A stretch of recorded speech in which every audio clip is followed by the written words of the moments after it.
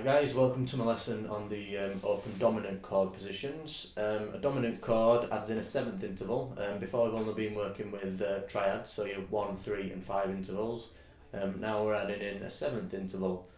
For a dominant chord, that's specifically a flattened seventh interval. Again, you can check this out in the basic theory section. Okay, we'll jump straight in. We're going to use pretty much all the main chords we've looked at so far. We're going to start on E7 again. So E dominant 7. Sounds like this. Okay, and what I'd like to do, the easiest way to play this is to think of it as an E major chord, exactly the same as your normal major. And all we're going to do is lift off the third finger. Okay, so that's open 6th, second finger, second fret of the 5th, open 4th string, first finger, first fret of the 3rd string, and your top 2 strings both open. So your notes in there, you've got E, you've got B, you've got D, you've got your G sharp, and you've got B and E both repeating themselves. So you'll see these dominant 7s a lot in music, in stuff like blues music. They're quite popular in rock and pop as well, but specifically blues sounding. That's E7. Let's move on to A7. So again, I'd like to put your A major on.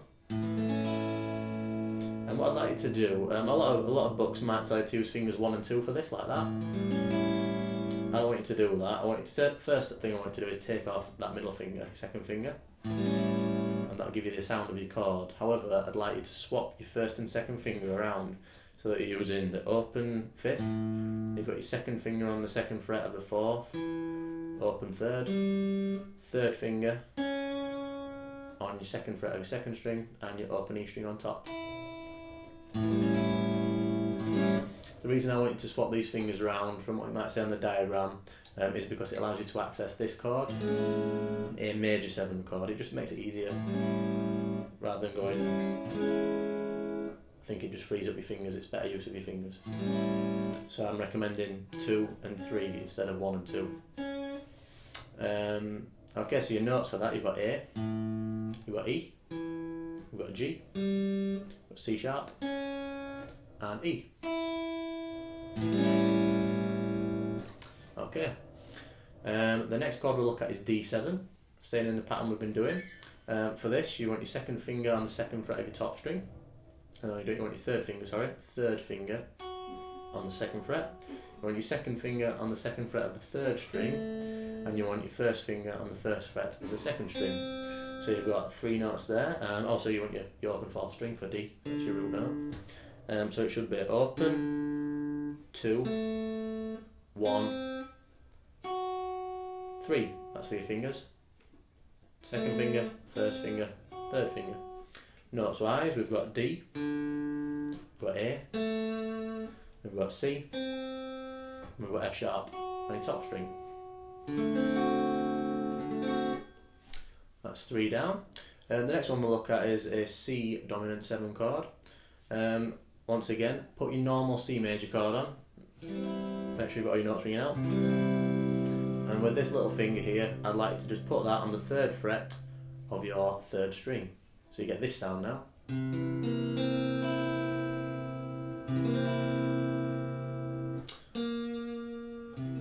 So you've added that B flat into your C chord. So now the fingers we've got no 6th string. We're using the 3rd finger on the 5th, 2nd finger on the 4th string, fret 2, the little finger on the 3rd fret of your 3rd string, and your first finger still on C at the top. Notes wise, we've got C, we've got E, B flat, C, and E.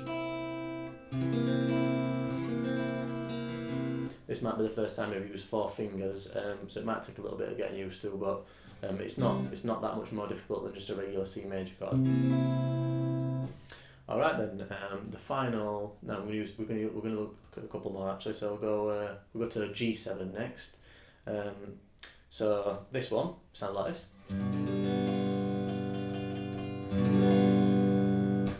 And what you want to do is you want to put your third finger on the third fret of your bottom E string. You want to put your second finger on the second fret of your fifth string. You want to leave all your other strings open except your top string, which is where you want to put your first finger on your first fret. So together you've got, this gives us the notes G, B, D, G, B, and F. And that's your G7 chord.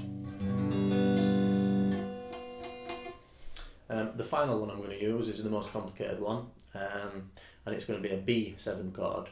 And this one looks a bit like this.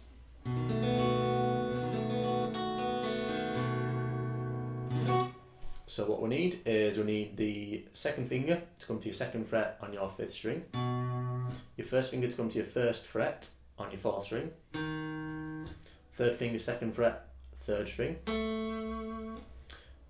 open second string, followed by your little finger on the second fret of your top E string. So your B7 chord, you've got the notes B, E flat, A, B, and F sharp.